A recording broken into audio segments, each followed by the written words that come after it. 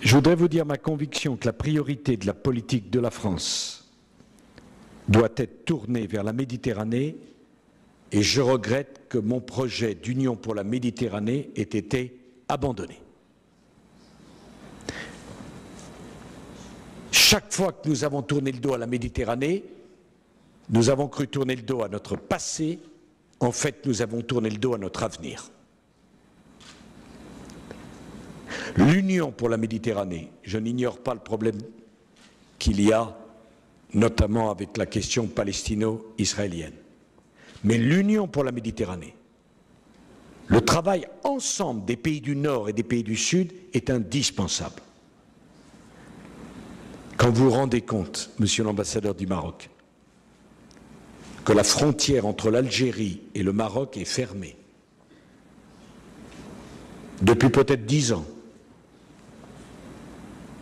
alors qu'il y aurait un besoin formidable d'un véritable marché commun qui prendrait en tout cas dans un premier temps le Maroc, l'Algérie et la Tunisie, fermé sur la question du Sahara occidental, en vérité.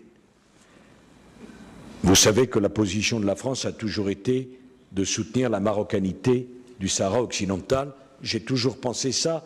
J'ai été moi-même à La Yaoune pour la première fois en 1991. C'est pas d'hier. On aura du mal à me convaincre de la nécessité d'une république sahraoui dans une région du monde minée par le terrorisme. Je pense au Niger, je pense au Sahel, je pense au Mali que j'aime tant. Deuxièmement, tout le monde n'a pas la chance d'avoir un souverain comme le roi du Maroc, qui a modifié la Constitution au moment des printemps arabes, en prenant des risques politiques considérables, qui ont, de mon point de vue, garanti la paix au Maroc. Imaginez que Sa Majesté n'ait pas fait le choix si courageux qui consistait à dire notamment qu'il choisirait le Premier ministre dans la formation politique arrivée en tête des élections,